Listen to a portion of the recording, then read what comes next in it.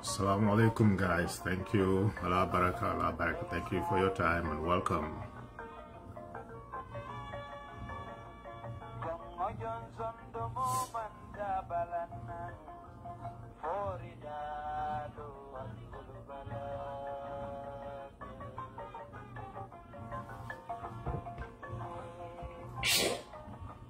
All right, so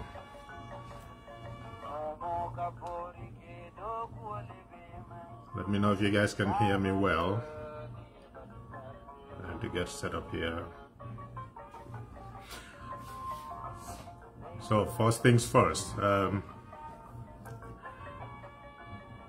like you see from the title, it's all about our incompetent president and his penchant for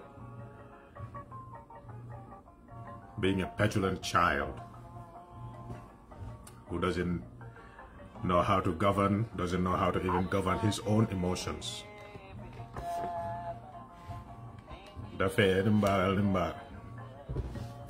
Greetings. So the first things first, we all heard today with the updates, 𝒕𝒉𝒊𝒏 is currently in police custody. I think we need to start having a log of the crimes of 𝒂𝒄𝒄𝒏𝒆𝒍 and the Attorney General and Minister of Justice. What is Jabu doing on Facebook? Jabu, go play Roblox. We need to start having that log, documenting every single crime, because every time you violate the laws of the land, it's a crime. And every single one of those crimes need to be recorded, and he has to be held accountable for it. It doesn't matter how long it takes. People need to pay the price for violating the laws of the land. For the longest time, Gambians are always in this maslaha syndrome. You know, when change comes, we say, let's forget the past, let's move on. That's good. But it gives the new people the opportunity to make more abuses, carrying forward, expecting that they will be forgiven when a new administration comes. So there is a tendency of a hope of getting away with crimes. That's why people commit. And when we say crimes, basically violating the laws of the land. And I think the National Assembly need to revisit the laws of the land, look at them and see if they can impeach certain public officials, if the Constitution provides them that power to go ahead and do that. Since you can summon them to the National Assembly, go ahead. We need to put the pressure on these people to know that they are not operating in the jungle. To the extent that we have laws, you can summon them to the National Assembly, summon them to come and give answers for the crimes that they are committing. If the court gives orders and they say, oh, we're going to violate those court orders, call them to the National Assembly, pass a resolution that person X or Y needs to be fired from their position. And if the president doesn't do that, then he is, you know, also violating the law. You know, set up impeachment proceedings, whether it goes anywhere or not. Let us show them that they cannot do whatever they want and get away with it. So we get news that 𝒕𝒉𝒊𝒏 is currently in police custody. Person who said he's not feeling well, currently on medication. You're taking him to a place where he's not going to have any medical care. Anything that happens to him is entirely the responsibility of those in the administration. From 𝒂𝒂𝒏𝒆𝒍, in fact, from Adama Barrow down. What crime has he committed? Even if he attempted an assassination of Adama Barrow, that shouldn't warrant the treatment he is receiving. Just because somebody spoke their mind is enough to have police surveillance on their, you know, house for days, and then finally arresting him, keeping him at an unknown location when he is sick, currently on medication. The rate of crimes in that country that is being perpetrated by the state is inexcusable. And these are the kinds of situations that lead people to violate the laws of the land in defense of their freedoms, in defense of their rights. We're just watching the news as it is unfolding after all these years of oppression and the apartheid system in, you know, over the people of Palestine. they managed to get into Israel and massacre hundreds of people. Why? Because that's people fighting for their liberation. When you speak about that, they say, oh, Israel has a right to defend itself. Yes, but you cannot oppress people and expect them to sit down. I'm not saying such a thing should happen in the Gambia or it's going to happen, but if the state is the violators of the laws, then who is under any obligation to respect those laws? Oh, the volume.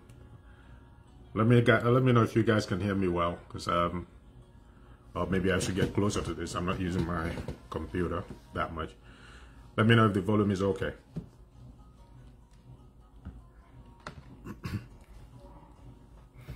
The only thing happening in that country is a violation of people's rights. Their right to express themselves freely.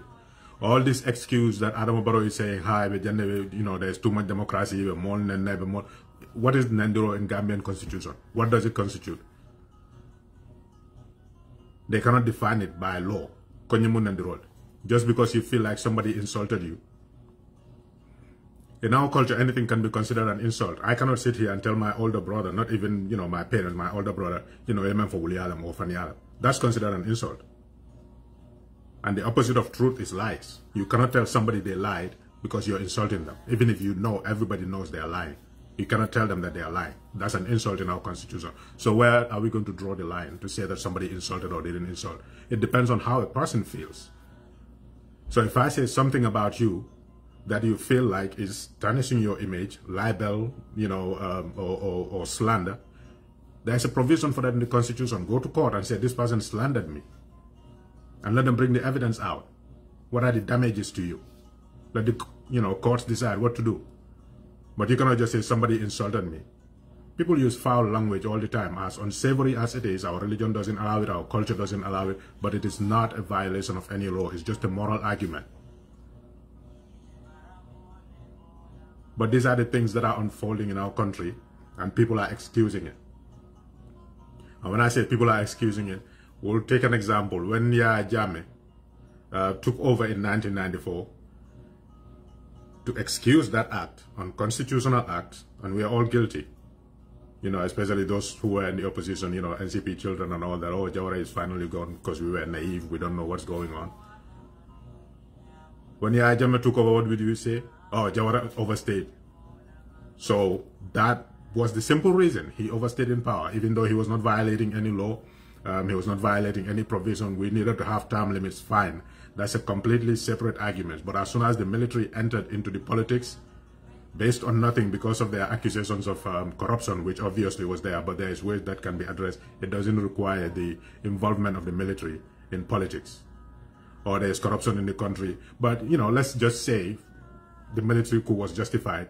We were not basing it off of anything except to say that, Jawara overstayed in power. So that way we excuse Yahya Jammeh's crime and all his subsequent crimes of killing people, of torturing people, of raping people, doing all kinds of things. We welcomed it because Jawara overstayed in power. Always making that simple-minded excuse that everything that was happening in the country was Jawara's fault. If he didn't stay in power for so long, Yahya Jammeh would not be there. We completely absolved the man of his responsibilities. But the people who were saying that basically wanted to go to Gambia. They don't want to involve in politics. Whatever befalls you, is your fault. You kept voting in Jawara. We needed a change of government. He should have gone a long time ago. That was constantly the narrative that they made. People who don't want to be engaged in anything related to advocating for their fellow citizens' rights. Even if that's a valid argument that Jawara overstayed in power and Yahya Jammeh came, fine. Does that give Yahya Jammeh the right to abuse the rights of citizens? Does that give him the right to violate every provision in the Constitution just to be able to maintain his power? We always conflate issues, and then when we go further down the line, we realize that this was a problem, and then we look back, just like OJ said in one of the videos I was watching today. We cannot keep looking back and blaming each other for problems when we are facing a real problem right now that we all need to be on board to address. When Adama Barrow made those statements and people came out condemning us, yeah, UDP are the ones who are online here insulting people, insulting, everybody and all that. Who did they insult? Since when was Mahdi a UDP member that he was insulting people? Because he is the one who is arrested today. Bora, the same thing. So this is not targeting UDP. That's just an excuse.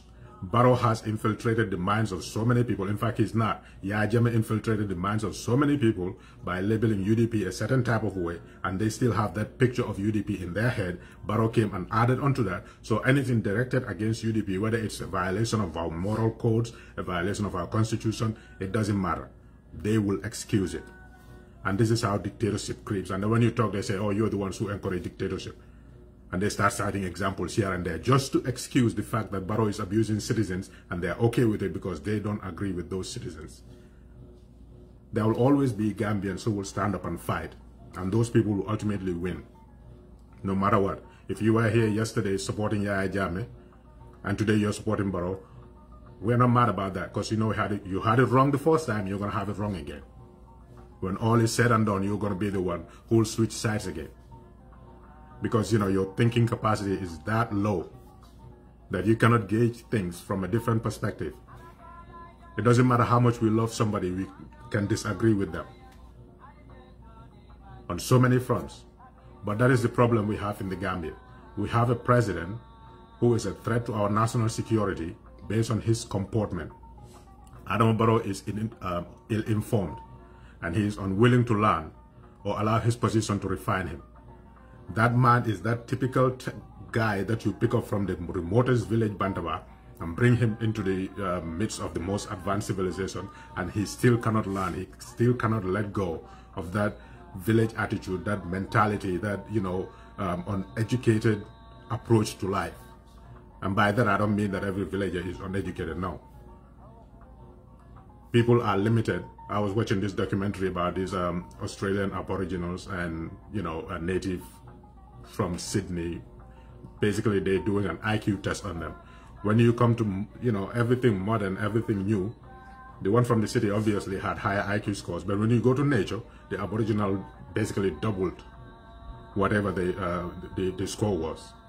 So people are familiar with things, and that is how they live their lives. When you're out of one environment into another one, you let yourself get refined. That's what evolution is all about. You learn new things, and then you realize, okay, what I was doing in the past, this is a better way of doing it, and then you adjust. So people's circumstances make them evolve based on what their experiences are. That's why they say, Ni mankarang tam. That's an old saying in Mandinka. If you're not able to go to school to learn, travel, because it will widen your horizon, it will open your eyes so that you become a better human being. But Adama Barrow has refused from 2016 to let his position refine him, to be a more thinking human being, to be a more rational human being, to be a more, you know, to comport himself better, knowing that I'm in a position of power.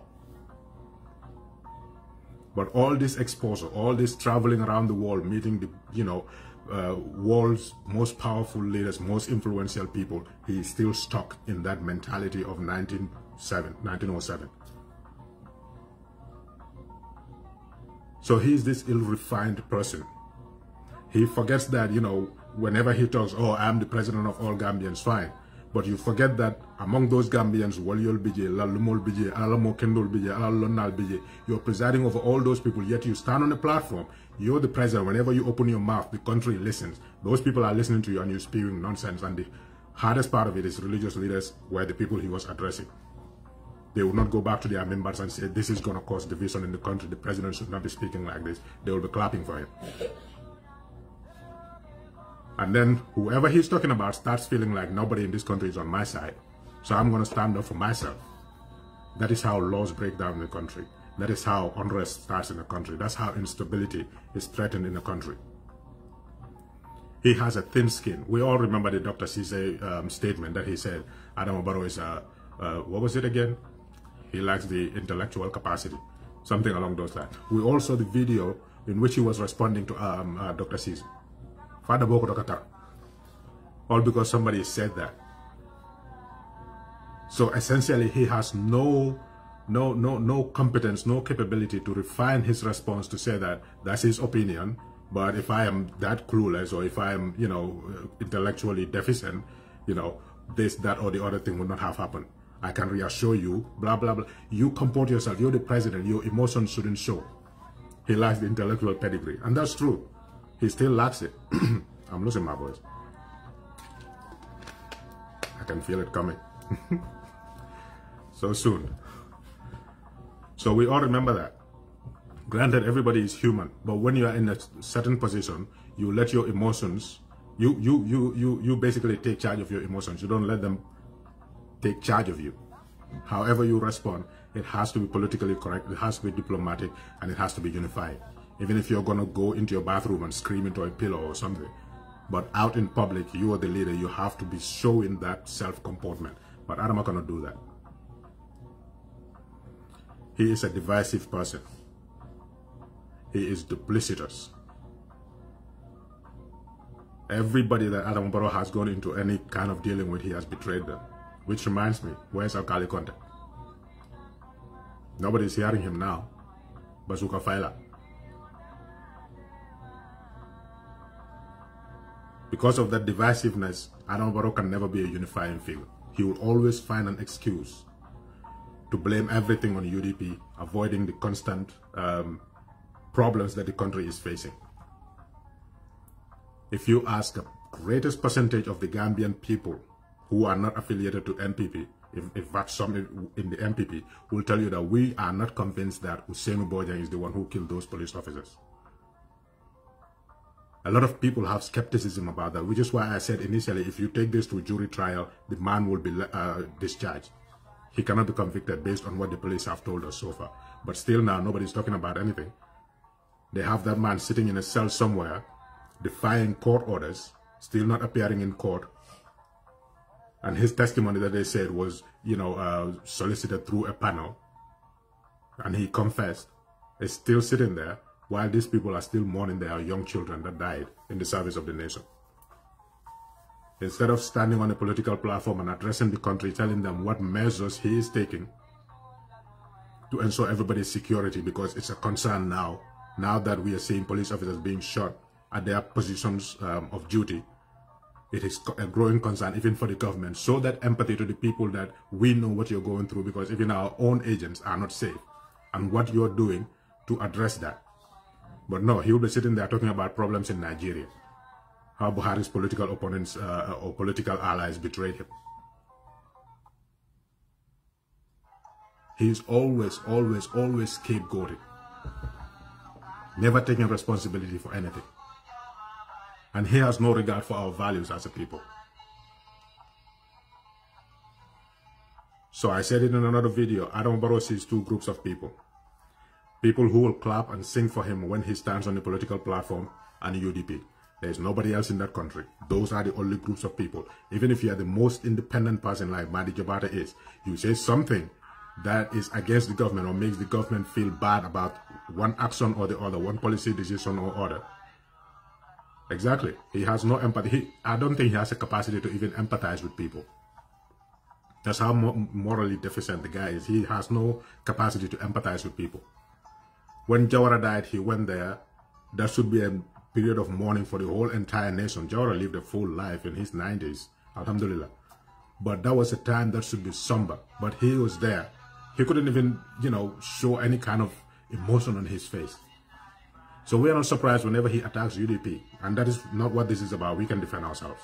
We don't need anybody to jump into that. We will get to that. But this is about the president of the country, president of the Republic of the Gambia. Whatever he says represents us, you, me, everybody, whether you support him or not.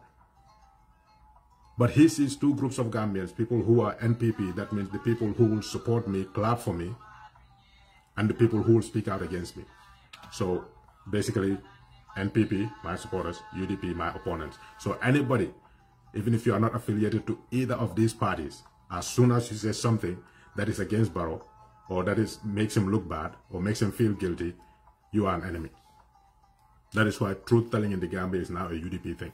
Because you say it, you're UDP. Adino Nasa or Barrow, whatever he wants is those 19 political parties. There are 19 parties here. Nobody hears anything from them. Why can't you be like those people? That's exactly what he wants. Nobody to say anything about him that's going to make him feel bad, make him feel guilty, make him feel like a failure that he is. That's all he wants. And that's a bad look on those political parties. How you strategize to do your politics, that's up to you. But the Gambian people are watching. Come election time again, 20 more political parties. And they have only one excuse. These people have tried so many times, they couldn't get into power, but you showed us all these 5 years, you don't care about us. Why should we care about you now that it's time for elections? So Barrow, Tata Nata, the only thing he wants is everybody to be quiet for him to do whatever he wants to do with a clear conscience. As soon as you say the truth, it pricks his conscience and he gets mad. The next political opportunity he gets, that's all he's going to talk about. He will never address the nation on anything. He will not talk about anything. They just write a script for him. Whenever he reads, you know 𝒂𝒂𝒂𝒂 wrote this. You see it in his style of writing, and when Barrow reads, even though his reading is terrible, you know 𝒂𝒂𝒂𝒂 wrote it. So he cannot empathize on anything. He cannot relate to anything. I'm just going to stand there, read this, and go home and eat my 𝒂𝒂𝒂 and then get my fat salary. That's it. So he has no regard for our values. He has no respect for moderation. He has no respect for the fact that he's in a position that is dignified. Whether you do your job or not, the office of president is a dignified office that represents all Gambians. Even if people on the side, that's the job of the opposition. We call you out for the wrongs that you do. The president did this, he shouldn't have done that. The president didn't do this, he should have done that. The president said this, he shouldn't have said that. He didn't say this, he should have said that. That's the job. To constantly remind the people that you deserve better than this guy. If that becomes a problem in our country, then we have a problem.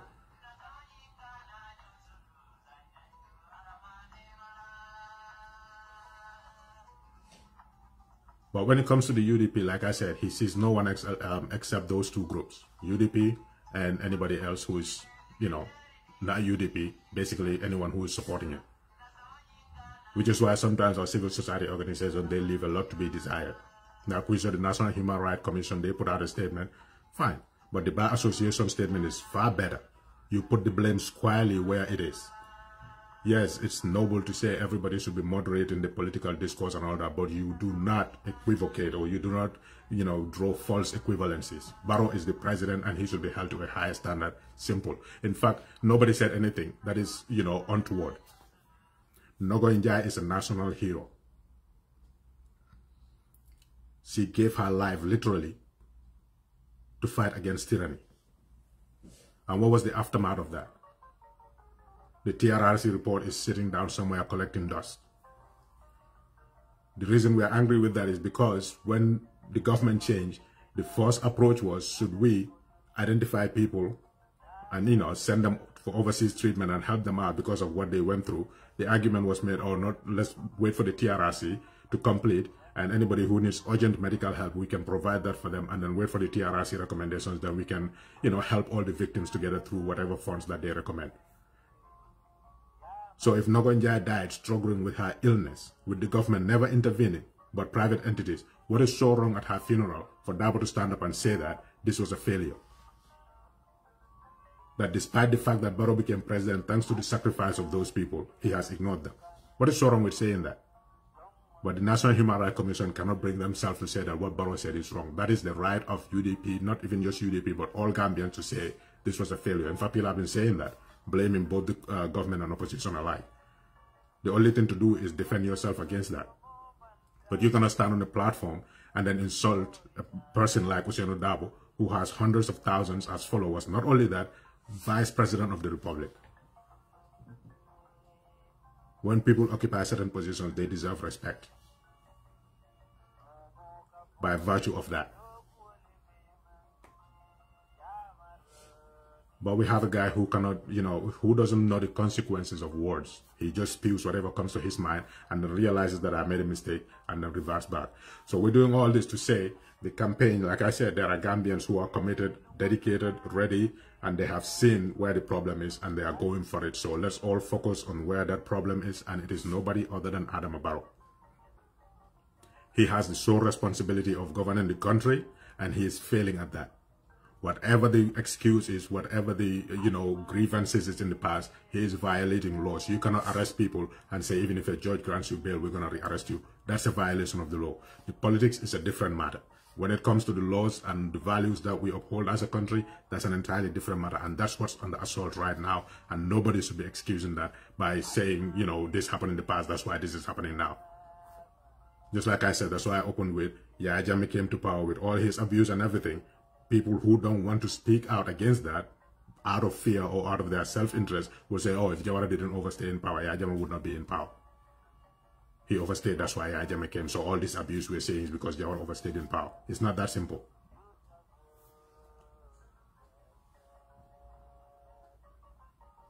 So Barrow is using that opportunity that he failed based on what he's doing with the TRRC report to try to cast the blame on UDP, try to distract people away from the killing of 2 young police officers and the gunman that is at large, because a lot of people don't believe that this person is the one who committed this crime, based on testimonies from witnesses and family members who saw him at a place other than where the shooting took place. But to deflect attention away from that, he's blaming the UDP. So why is he lying about the UDP? Look at the people around him. Who are the people advising Adama Barrow? So Yaya Jammeh planted a seed, and those were the people who showed him where to plant it. In fact, he planted it, but they just encouraged him and stood by him saying, you are right, are the same people that are advising him. If you listen to the way he talks, it's exactly the same way Yaya Jammeh talks. When Yaya Jammeh in 2016, leading up to the elections, what did he say? Since 1994 until now, I'm quoting him exactly, those who continue to cause trouble in this country have been the Mandinkas. 1994 until now, 98% of troublemakers have been Mandinkas. Those embarking on illegal migration to seek asylum by tarnishing the image of this country have been Mandinkas. But any Mandinka crazy enough to follow them, I swear not even a fly will see you.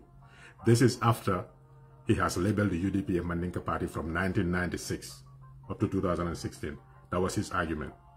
Jawara was in power, he's a Mandinka, so these Mandinkas who are leading other parties want to restore the Jawara order in this country, so they are Mandinka party.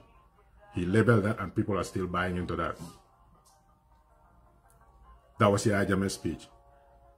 That the only people causing trouble in that country, essentially, are the Mandinkas, after he labeled the UDP a Mandinka party. Now Adama Barrow is saying exactly the same thing. Everything has a limit. But I swear to Allah, that will change. Because, you know, Billah wa lai. Now he even started saying that in his speech. Billah wa lai.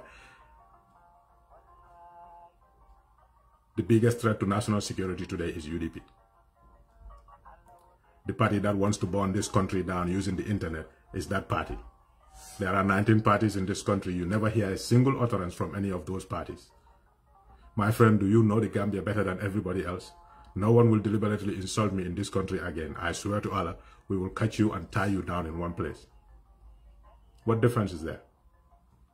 It's just a difference in time, 2016 and 2023. So whenever he says that, you hear people clap. Because in the subconscious, that's buried there. Yaya Jammeh implanted it in there. It doesn't matter how much you try to deny it, you are just acting on the vision of the world that Yaya Jammeh put in your head. And you cannot break yourself out of it. He said something, you hold on to it, and you start looking for evidence to prove what he said, whether it's true or not, and then you adopt it. But we are past that. We're not going to justify to anybody that is not a Mandinka party. It is a party for all Gambians. We are past that. If you want to believe that, that's just your problem. You can believe that however you want. We don't have any case to prove to anybody that we are not. There's no evidence of it. It's just your personal bias that's dictating that. So you go ahead and believe whatever you want to believe. Nobody's going to waste time trying to convince you otherwise.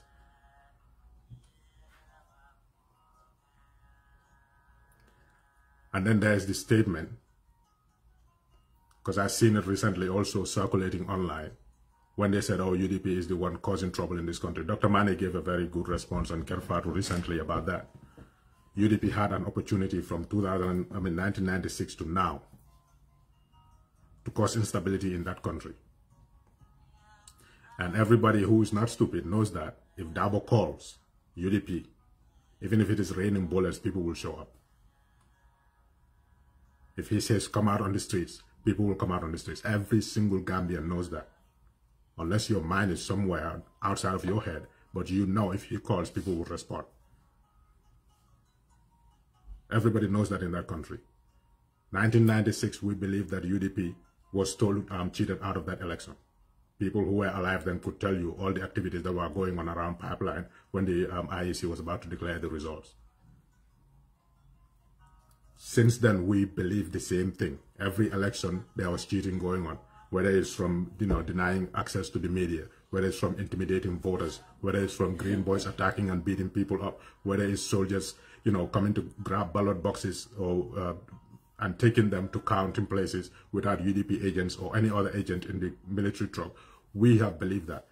And we know in Africa, every violence starts around elections. All you have to say is, they stole our victory, this was our victory. In Nigeria, what happened to Abiola? So Dr. Mane was pointing to that when, we have that capacity. For Dabo to say, of course, when they come, the bullets will go out. In 2016, wasn't that what happened? When Dabo was going out, he said, if I will be in front, any bullet that comes, it will take the leadership down first. Everybody else stay behind me. Because you expect that when you go out, there will be bullets. But that will not stop people from going. So that's how the state is going to respond. And then how is it going to escalate? It's not going to be the same as 2000 and 2001 when students went out. We know that's what the response is going to be. But the UDP is always on the side of, let's obey the law, let's go to the courts, even though it's not fair to us.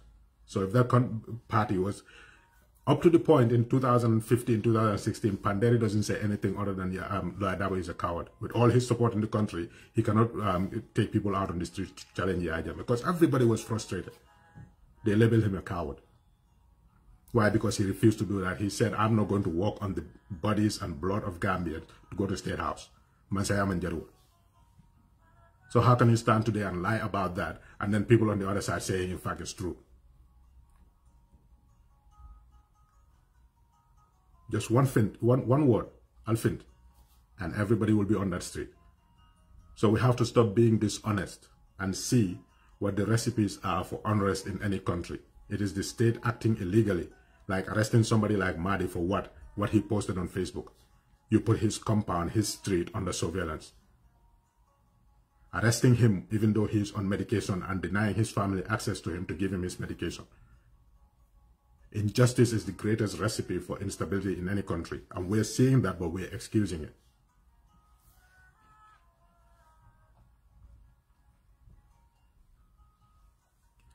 So if UDP was bent on destabilizing that country, there are so many opportunities. Why didn't they take that up?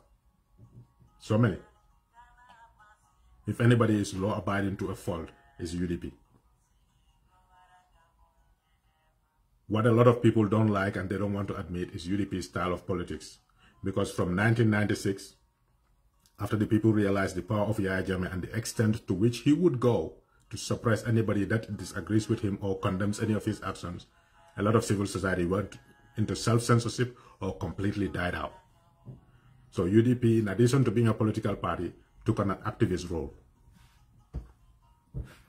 We will call your name on a political platform, mention your crime, and then condemn you for that crime. That scares a lot of Gambians, and they tell you that, oh, when you do this, I'm a fitinol wulu. They are public servants. Why can't we call them and mention their crime? We all seen that video from 2009, was it? Where Mr. Dabo was challenging the Inspector General of Police. That's how the UDP does its politics. You can disagree with it, but they don't insult anybody. They just call you and tell you what your crime is. And if anybody does that better than anybody else, was single Nyasi, probably the most tortured politician in our country. So when they keep talking about, oh, endless rallies, when you don't have access to the media, what are you going to do? You meet people where they are. That's what rallies are. So people are seeing all that. But because it fits their narrative, that's why they want to go along with it. So objectivity is out of the window. For those people, they can never look at UDP with any objectivity, even if something is a national concern. Like I said, we disagree with Mahdi on a lot of things. In fact, we will have, debates online. But you know that that guy is a patriot. Everything he's saying, he's doing it for the country. Whether he is right or wrong, like Malcolm X said, how do you want to be remembered?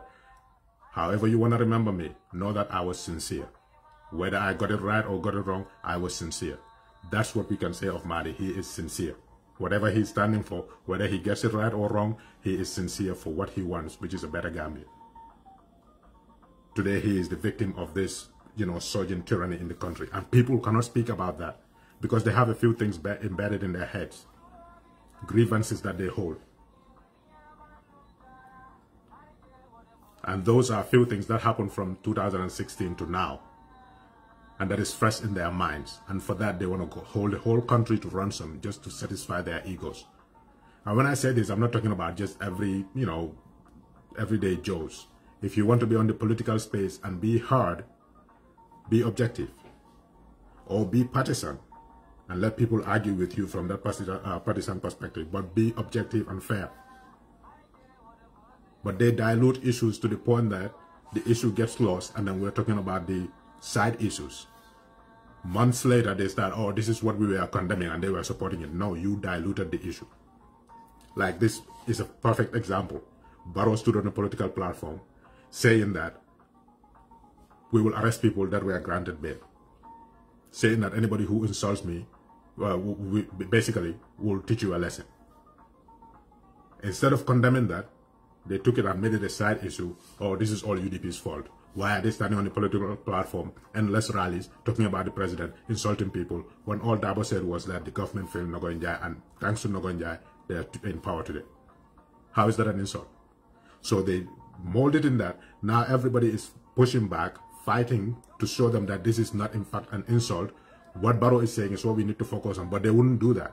They would keep talking about this, talking about that, and then later on they say, oh, when Barrow made those threats, we were condemning them, they were supporting UDP.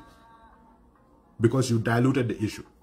This is not about UDP. We have a right to talk, we will talk. If the NPP feels like they are not being represented by what we're saying, let them bring their own people out. They have enough of that.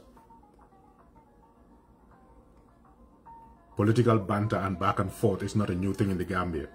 Those who grew up before the Adama administration will tell you, there was a time NCP people will tell PPP folks, Chalo. And Jawara will tell them Nikali Chalo was in Gunja or something like that. Because in Chalo Lokulon the Fuara or something like that. So there's that banter, there's that satire back and forth in politics. Even, in sports, some sports, there's trash talk. But you respond to that in kind. It doesn't need to be extreme or with foul language. Everybody should condemn that when it happens. But there are people you cannot change. It doesn't matter how much you condemn them, they'll keep doing it. The best thing to do is ignore them in their little corner. How many people go on Facebook Live, completely not affiliated with politics, talking about social issues and calling names and insulting people? How many people do that? And they have a large audience. I saw a post, I think it was from Eunice or somebody. If you want to be popular on social media, go ahead, create a live or Facebook page and defend it basically. You will have a lot of followers. I don't follow people like that. I know I cannot stop them. It's their choice. It's their... All I'm doing is sitting in my house with my internet and my phone talking to you. I can say whatever I want. But are you going to waste your time listening to me? So there are people that we cannot, regulate. That's just who they are. So ignore them, leave them on the side and talk to people who matter. Talk about real issues if you truly care about the Gambia. So that was happening back then. Came Yaya Jammeh. What was the APRC their supporters chant when they go on rallies? We need Yaya, we don't need old Pa. And then we on the other side, UDP will say, Tony Daba, Jipo, Joe Kasamas. And for Yaya Jammeh, I remember by Superbar, we were saying that and he was turning around and, just hauling insult to people. That's why people insulted him, because he insults people. Nobody in their right mind ever insulted Jawara, because he never, embarked on that. He was witty. He will have a good response for anything that you throw at him. That's how you do it. But when we tell Yaya Jammeh, Tony Daba, Jipo, Joe Kasamas, he will insult you. And then we kept it up. We kept it up. So all those things were happening. Like, that's political banter.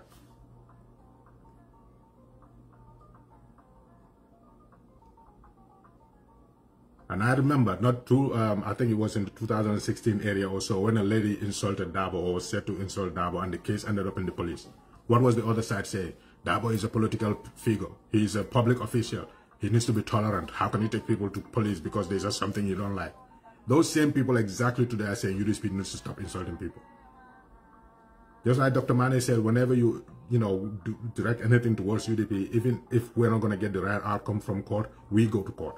To show the people that this needs to be the order.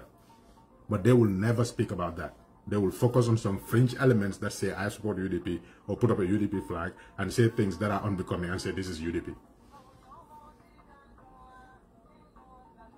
So when that issue was taken to the police, because Darboe knows he has supporters. He has a family, he has people who love him. So if you say certain things about him, somebody could misinterpret it or do something that he was not going to endorse. So to show people that, let the law take its course, I'm going to take this issue to the police. And he was widely condemned for it because he's a public official. He needs to grow a thick skin. Why can Adama Barrow not grow a thick skin?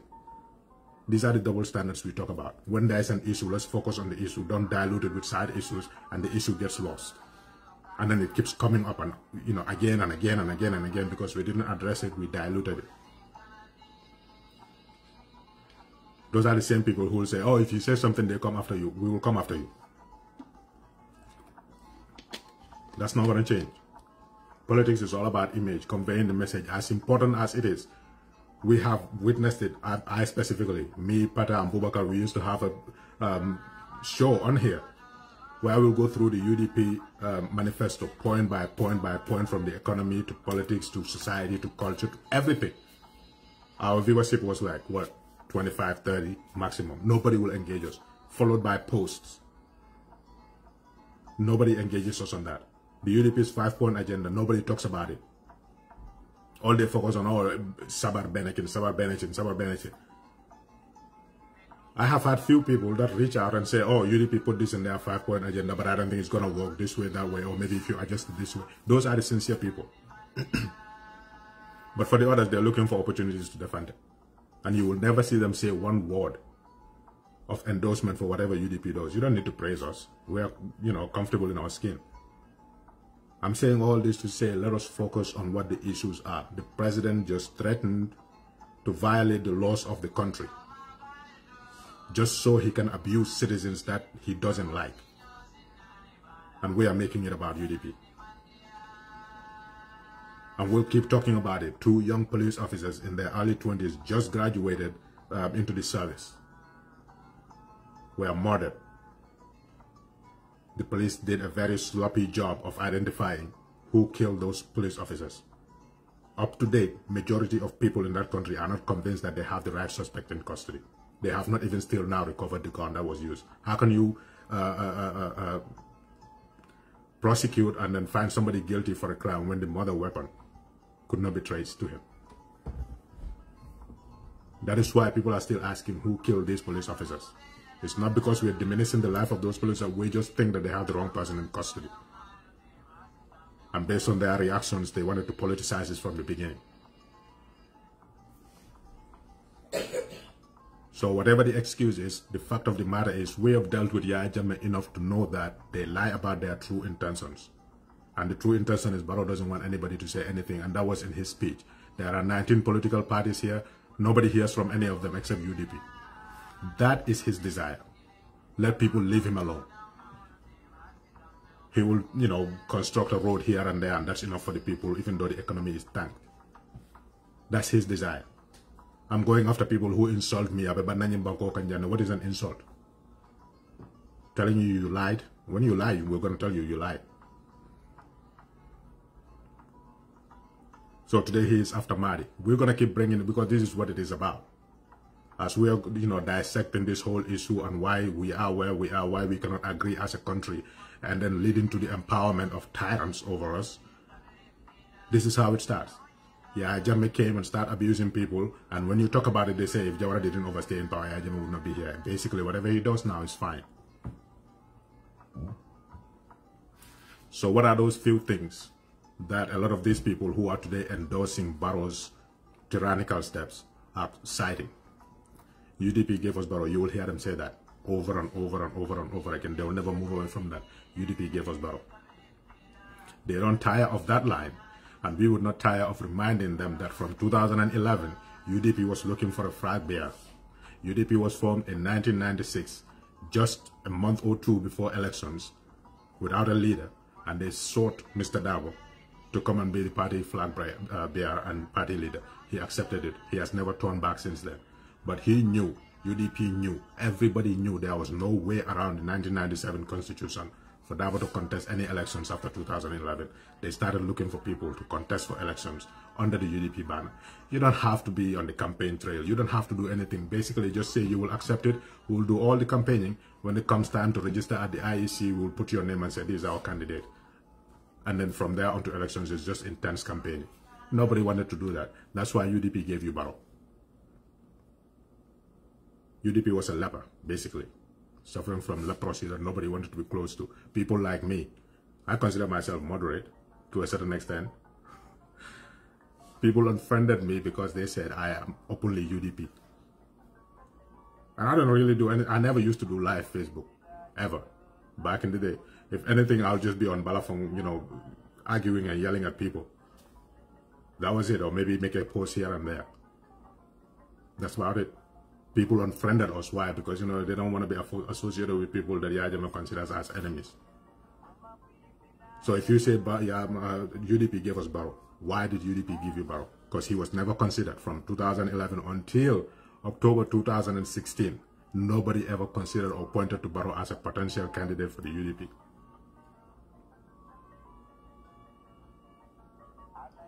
So even the police, you know, we need somebody to lead the UDP.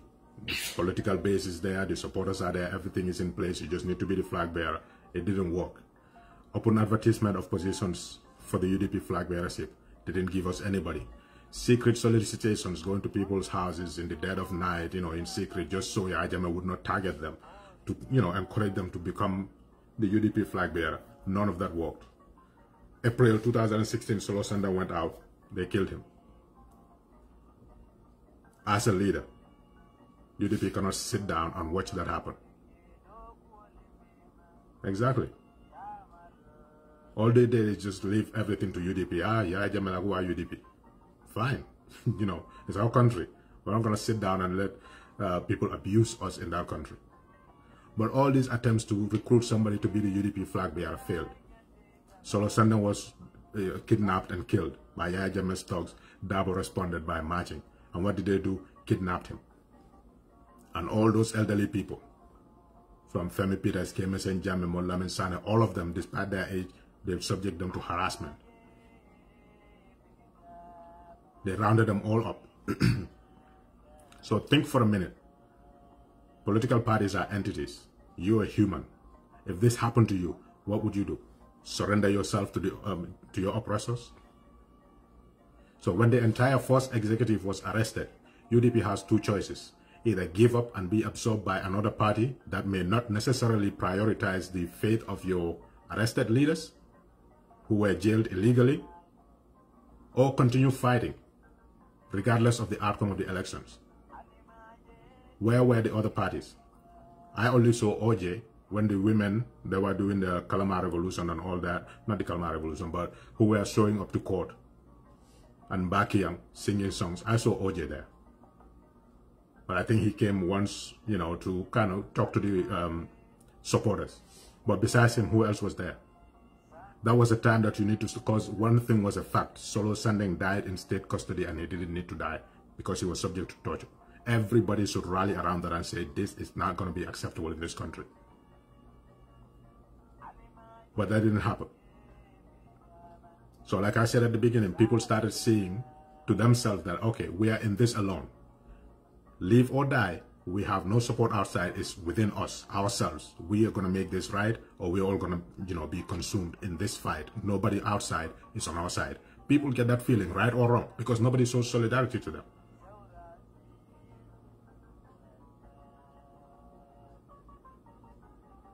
So you tell me, why should UDP trust those political leaders who didn't do much when Solo Sandeng was killed, didn't stand up and be show solidarity to UDP leadership, that we are with you on this side, what do you need us to do, and we will help you with it? Nobody did that. So you expect UDP to just fold away and hand their party over to those people and say, here. Because two things are certain. When you go into elections, yeah, Jammeh could win, he could lose.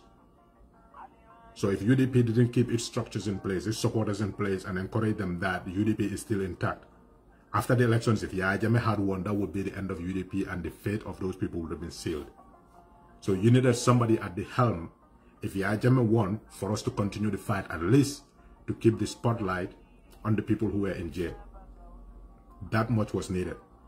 That leadership never failed the UDP supporters from 1996 to 2016, so they should not be failed after they were kidnapped and kept in jail by Yahya Jammeh. So after elections where Yahya Jammeh won, if Yahya Jammeh lost, obviously that's what everybody wanted, but if he won, UDP was going to continue that fight to release their leaders, or at least make sure they didn't die in jail by keeping their plight in the spotlight. That was the strategy of UDP, so we needed somebody to lead the UDP at that time, and thanks to the foresight of AGM, that happened. She literally forced Adama Barrow to come and be the leader of the UDP. That's why he kept saying, you know, and he turned out to be that Dunkurum. And he doesn't like people saying it. So when I come, you can arrest me. So AGM knew that Jammeh could lose, but he could equally win. So if he won, what was going to happen to the UDP? If Jammeh was declared the winner of the 2016 elections? Do we abandon our leaders in jail, or do we move from the election straight into keeping the case of our jail leaders in the spotlight? So this is why Barrow was selected to lead the UDP, in case you're wondering. UDP gave us Barrow. We didn't give you Barrow to go and fail the country, which is why, and everybody started saying, oh, when they fired Dabo, we fell out with Barrow when he formed the Barrow Youth Movement. Because here's the thing, Adama Barrow knew after the victory that he was nothing. And if he stepped down from the presidency, he was going back to being nobody. The only thing that would count was that his name, he was the one who defeated Jammeh. But he doesn't want to be obscure again. He wants to be somebody that everybody will, you know, keep their focus on like they did. He tasted power. He said it. We'll try to find those audios and videos. You know, taking on a tyrant is not easy. You get scared, but when you look behind you, you see the crowd, you realize, okay, these people give you courage. He was saying that. So here was a guy that nobody knew. Even people in the UDP would call, who is this Adama Barrow guy? But desperate situations call for desperate measures. Like I said, that was the mentality going into 2016. Yeah, Jammeh could win. And if he does, UDP needs to be a political party still with its base and structures intact to be able to continue this fight for our leaders' sake, at least until we can get them out, because they were jailed for 3 years before we focus on the next elections. So they will bring that argument just to excuse the wrongs that Barrow did. You gave us Barrow, now deal with it. Basically, it doesn't matter whose rights are abused, they deserve it because you selected this guy. But underlying that also is the bitterness that Khalifa was rejected in favor of Barrow. By every measure, Khalifa is way better. I said that somebody said you cannot say who is better because only Allah knows who is better. But we look at the yardsticks that we can measure with. Khalifa is more educated than Adama Barrow. He has better self-comportment than Adama Barrow. He is more of a leader than Adama Barrow. He is more honest than Adama Barrow. Everything, every yardstick you can use. In fact, there's no comparison there. Everybody knows that. But at the time, the political sympathy or the nation's sympathy was with the UDP because of what they went through. And some hate the UDP for that fact. How come you have a person as qualified as Khalifa, yet you ended up showing Adama Barrow and then him winning? But, you know, like I said, fair. Khalifa is more qualified than him. But then there's also the case of the winnability of the candidate. We often see it. Sometimes people will declare term limits and say even for the opposition parties, they need to have term limits because how many elections did Dabo contest and lose? But since in the 80s, Khalifa was also part of the PDIs, even though Sidia was the flag bearer when it comes to elections. So we can make the same argument, but it's not about that. Public sympathy was on the side of the UDP. We need to capitalize on that. In fact, going into coalition 2016, UDP was still of the view that it needs to be party-led, but they were willing to go into those primaries and, you know, be a willing and faithful player in that effort. So if they emerge as victorious, even Khalifa accepted it. They were helping Adama Barrow out. And that was everybody's hope. He has a good team around him. All the political parties are on one side. And I keep saying this, which is why when PDIS said they were not going to take any cabinet positions, a lot of us were disappointed because we knew they would have been, you know, made a good team in there. But they wanted to go to National Assembly, granted. That's also fine. It's a good thing. So we let that go. But some people are bitter over that fact that it should have been Khalifa, not Adama Barrow. But it went through a democratic process, so let's get over that. And then comes the big one. the tactical alliance. They dilute that with the fact that, oh, you know, like that's what broke the coalition. But go to 𝒄𝒄𝒄𝒏 and look at the interview of Halifa. He will tell you the coalition achieved its aims, so we don't need to argue any further than that. The aim of the coalition was to remove Yahya Jammeh. So every arrangement in that famous MOU, every arrangement was there, that was in there, was how do we come together and defeat Yahya Jammeh. There was nothing there about the National Assembly or local government elections. How do we take executive power away from Yahya Jammeh? That was the whole entire arrangement. So obviously, National Assembly elections are coming right after that. So when that happens, how are we going to contest it? Because we are now a coalition. Oh, we can have independent candidates all in the National Assembly. That was the PDI's position. And UDP's position was, no, let's do a tactical alliance where we have strength, we put up a candidate. Where PDI has strength, they put up a candidate. Where PPP has a strength, they put up a candidate. That way, if we say these are the coalition candidates, even GMC would have a candidate or a member in the National Assembly. That was the whole point of tactical alliance. At the end, it went to a vote with abstinence, 4 against. But that issue got dilated. Why? And that's another thing. Things happen, and instead of people focusing on the merits and, you know, disadvantages of that issue, they want to make it about a character issue. And we are not going to stand for that. Mr. Dabo has been in public life since in the 1980s. Nobody has ever accused him of any immorality or illegality. So if he makes a decision that you do not agree with, which is fine, you can disagree with a lot of decisions. In fact, we did disagree with him in the past on some decisions. In fact, his party disagreed with him on some decisions, publicly.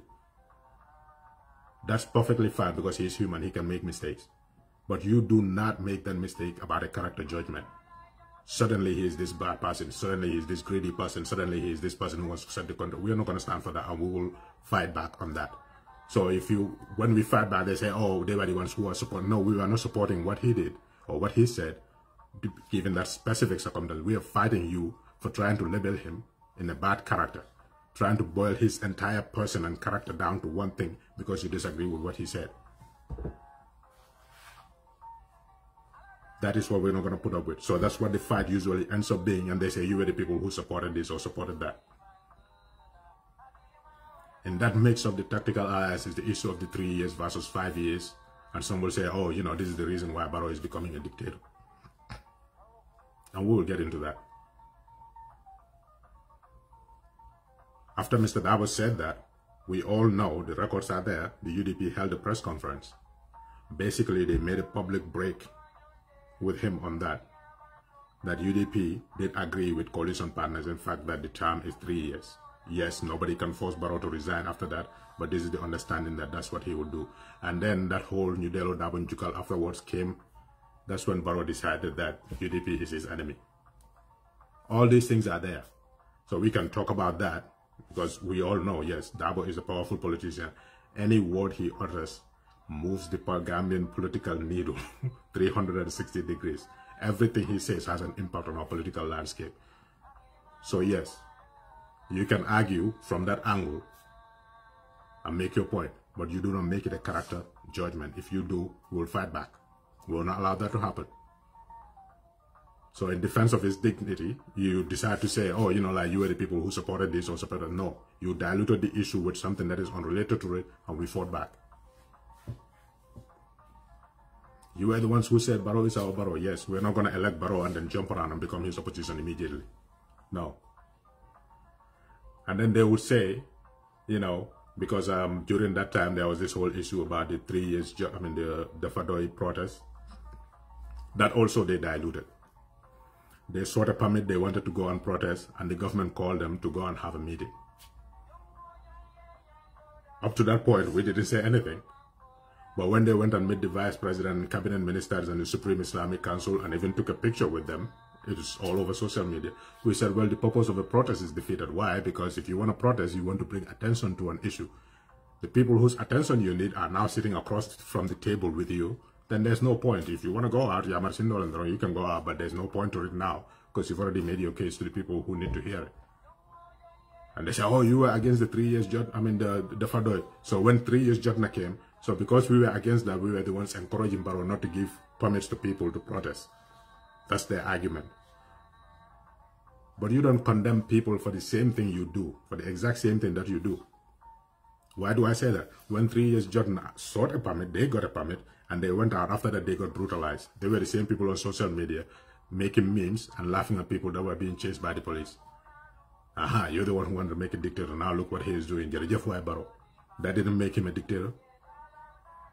All these records are there. We're trying to clear this because once we move forward, our fight is with Barrow now. You can see yourself in this. You can, sit with your conscience and talk about it. We are done with that. We're going to go forward, and our focus entirely is on Barrow. If you want to know why we are not engaging you on stuff, you can come back to this video and watch it. Lots of issues in the country. We'll keep repeating it again. The young people that died, and the government politicized it from the get-go, and still now are not giving the public any update in that public interest case. But he wants to dilute everybody's attention with politics. All the way to Nigeria, Kafoko Buhari Nyol, when some people that were with him betrayed him, forgetting that he's the one that betrayed the people that made him into something. So that's the irony.